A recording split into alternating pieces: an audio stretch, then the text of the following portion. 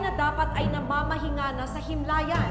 Pero sa halip na sila'y bigyan ng katahimikan, maging sila ay biktima ng paglapastangan.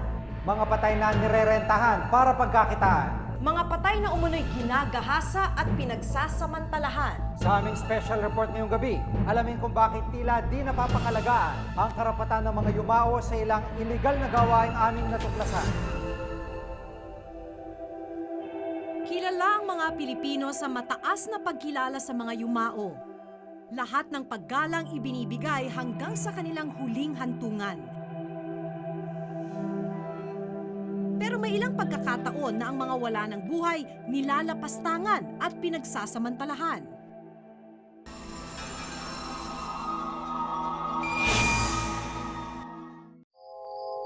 Habang nababalot ng katahimikan ng gabi,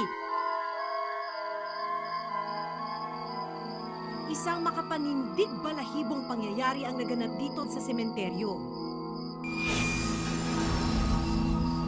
Bukas ang isang nicho at kabaong, nagkalat ang mga damit, at ilang metro pa isang hubad na bangkay. Ang katawan ng 15 taong gulang na dalaga na dapat ay nananahimik na sa libingan, binulabog, nilapastangan at di umano'y ginahasa. Galit ang naramdaman ni Mang Rolando, hindi niya tunay na pangalan, sa ginawa sa kanyang anak na itatago natin sa pangalang Karina. Masakit ang nararamdaman ko sa anak ko na tulad yung ginawa nila na parang binaboy nila. Ang alam ko ay nakasipti na yung anak ko. Linabas pa rin sa sarili ng litso. Namatay ang dalaga matapos masagasaan ng humaharurot na motor habang papauwi raw sa kanilang bahay. Masaklap na nga raw ang kamatayan ng anak, mas lalo pa itong pinabigat ng paglapastangan sa kanya habang nasa libingan. Ang gusto ko sana, kaso yung anak ko, mabigyan ng katarungan para sila ay managot din yung ginawa nila sa anak ko. Hinanakit pa ni Rolando, dapat ay hindi raw naganap ang malagim na pangyayaring ito kung may sapat lang na seguridad sa sementeryo. Dapat lang na may gwardiya dito sa aming cemetery. Kung sila ay justisya, dapat libutin nila lahat ng barangay sana. Nagkakandak po kami ng mga police visibility doon sa area. Nagpapatrol po kami yung sa mga holy hour na talagang alam namin na baka may gumawa uli. Iniikutan po namin siya. Sa pagsusuring ginawa naman ng Municipal Health Office ng lugar na patunayang ginalaw ang dalaga. Ang findings ko nung i-autopsy namin yung cadaver ni yung bang private parts niya ay nakabuka na. Saka nakita namin na may nagawang penetration, may pinasok na matigas na bagay kaya bumuka yun. Kwento pa ng nag-imbestiga sa kaso, 3 araw bago nakitang nakakalat na bangkay ni Karina, 3 lalaki ang nakitang umaaligid sa sementeryo.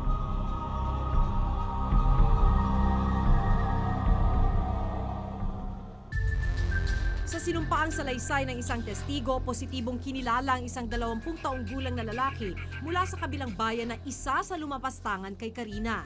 Pero hanggang ngayon, patuloy pa rin malaya ang mga suspect. Napakababang kaso pa yon, yung sa desecration of death. So bali, hindi pa ganun ka-stipend po yung batas. Parang ang magiging charges lang po dun bayaran kung ano yung mga nasira. Ganun lang. Although talagang may ginawa, sabihin natin paglapastangan doon sa bangkay, pero hindi pa ganun kabigat yung batas natin para doon. Ang kasong maaari lamang isampa sa mga suspect ay ang paglabag sa Sanitation Code of the Philippines. Ipinagbabawal dito ang hindi maayos na paglilibing o di kaya naman ay pagtatapon ng bangkay sa kahit saang lugar. May parusang 6 na buwang pagkabilanggo o multang hindi tataas sa 1,000 piso ang sinumang mapatunayang nagkasala. Gayunman, walang batas na maaaring isampa sa ginawang paglapastangan kay Karina. Rape sana yung krimen, pero since hindi na siya tao, bangkay na lamang siya, hindi siya mapipinalize as rape. Sa ngayon, wala tayong batas na nagko-cover sa ganitong klaseng sitwasyon. Desecration of the dead. Diba? Dapat manahimik na yung patay. Pero kung gagamitin mo yung patay to satisfy your sexual desires, bina-violate mo yung dignity nung manahimik siya na patay. Anong ginagawa mo pag nakakakita ka ng patay na babae na pinapasok sa loob ng morgue? Parang may pumapasok sa isip ko na gusto siyang galawin.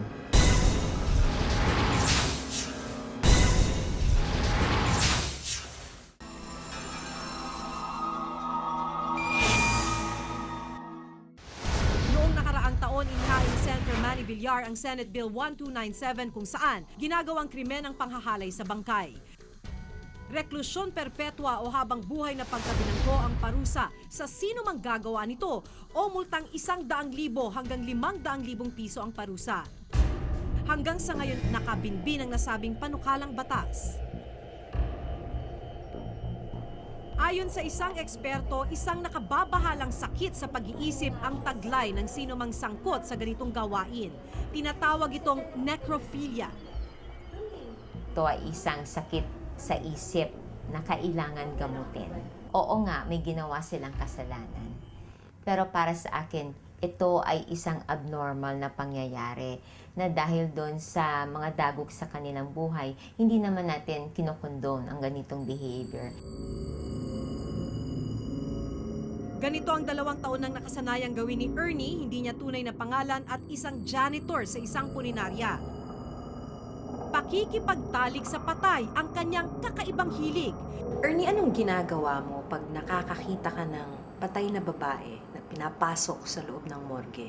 Pag makikita ko po magandang babae, tapos na doon po, inaano ko po sila. Ginagalaw mo? Opo. Parang may pumapasok sa isip ko na gusto siyang galawin. Hindi na nga raw niya mabilang ang mga bangkay na kanyang ginalaw. Pag minsan po kasi sa isang buwan, wala po akong nagagalaw. Minsan sa isang buwan naman, dalawa, tatlo. May pumapasok na patay. Parang naano po ako, parang napanap ko na po siya. Parang nasasanay na po yung utang ako. Minsan natatakot po rin po pa baka po mahuli ako ng amo ko po. Pero hindi naman po ako natatakot dun sa patay.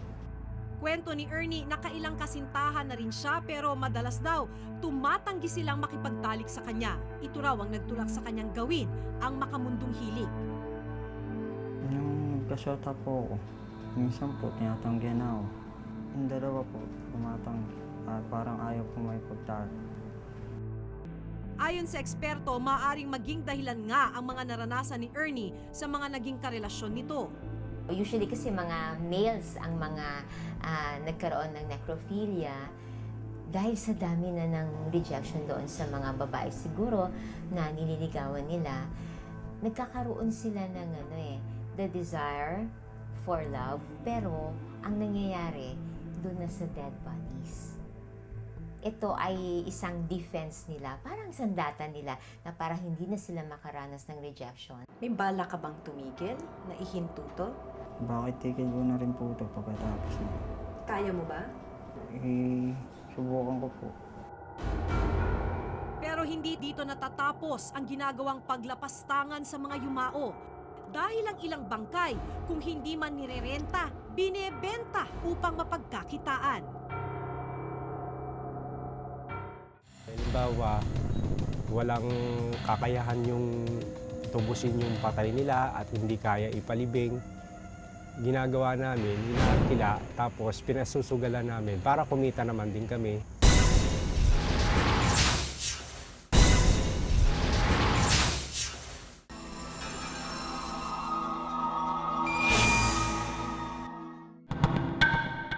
Kung may mga bangkay na hindi nakakaligtas sa sexual na pang-aabuso, may isa pa kaming natuklasang uri ng paglapastangan sa mga yumao. Imbes na paglamayan at bigyan ng huling respeto, ngayon tila parang panindang inilalako ang mga patay. Sa surveillance video na ito na nakuna namin sa Caloocan noong nakarang linggo, kitang-kitang tumpok ng mga taong pinalilibutan ang isang silong. Habang lumalalim ang gabi, patuloy ang pagdagsa ng mga parokyano. Nang lapitan namin ang umpukan, ito ang bumungad sa amin. Pustang mula 20, 100 at kung minsan ay umaabot pa ng 1,000 piso. Yan ang mga inilalatag sa lamesa ng mga naglalaro. Hudyat ng pagsisimula ng pasugalang kilala sa tawag na saklaan. Pero sa bandang likuran ng sugalan, isang bangkay ang matatagpuan. Magtatatlong linggo na nakaburol ang 25 anyos na anak ni Ernesto at Linda. Hindi nila tunay na pangalan. Namatay ang kanilang anak sa isang shootout sa Bulacan. Masakit talaga na mawalan ako ng anak.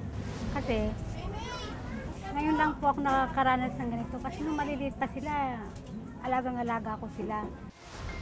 Pero mas lalo pang nagpabigat sa kanilang dalamhati ang pera na pantubos sa katawan ng anak sa morgue.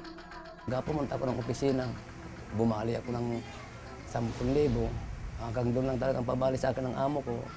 Kaya yung 10,000, yun ang pinantubos sa kuwan, doon sa patay, doon sa morgue. Pagdating sa kanilang bahay, laking gulat daw nila sa inabutang eksena.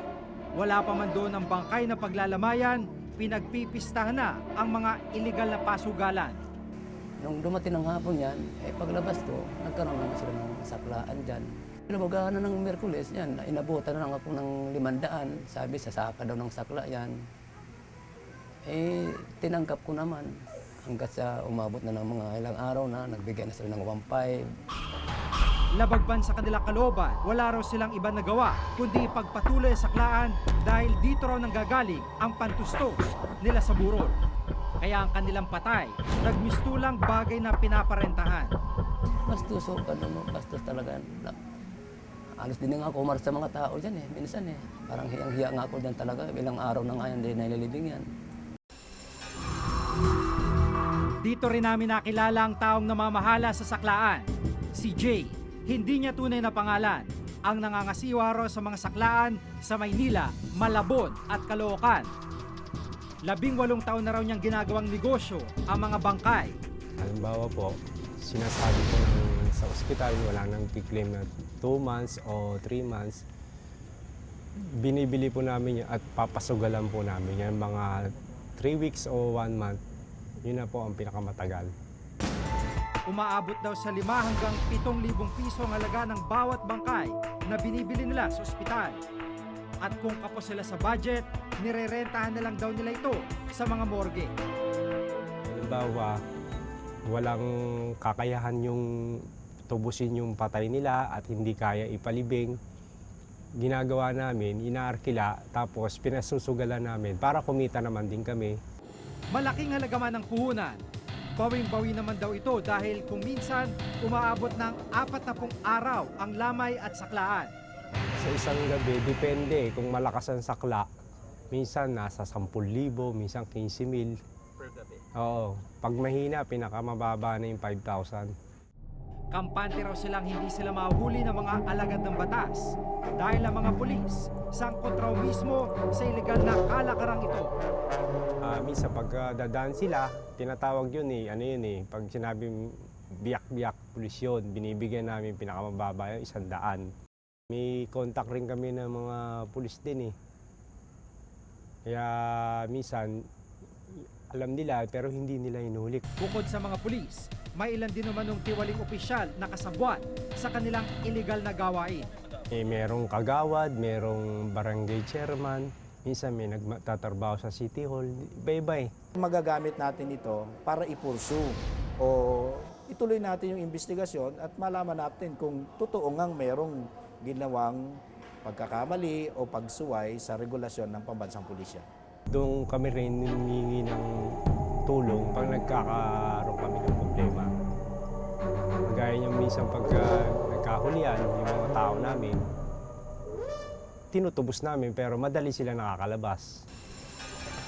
Labag sa batas ang pagtatayo ng pasugalan gaya ng mga saklaan.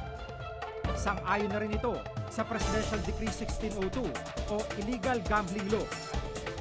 Pero gaya ng limitasyon sa kasong pwedeng isampa sa mga umahalay sa bangkay, wala ding batas na pwedeng pumrotekta sa bangkay na nirerentahan o ibinebenta. Ayon kay Chairperson Eta Rosales ng Commission on Human Rights, hindi nagwawakas sa kamatayan ang paggala sa karapatang pantao. Ang dapat mangangasiwa yan, maybe the institutions of government, no? The local government, the Department of Health, so that kung ang punerarya halimbawa, merong bangkay doon, wala siyang karapatan na ibebenta lamang niya yan.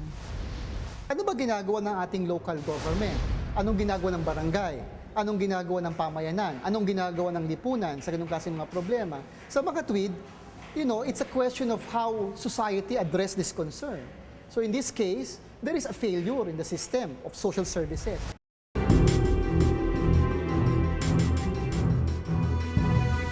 Sa kanilang huling sandali, marapat lamang na mabigyan sila ng respeto at paggalang. Buhay man o patay, walang lugar ang pananamantala at paglapastangan. Kung may sapat at tamang batas lang na mga ngalaga sa mga yumao, hindi sana magpapatuloy ang maling pagtrato at paglabag sa kanilang karapatan. Ako si Jigo Manica. Ako si Maki Pulido at ito ang nakatala sa aming Reporter's Notebook.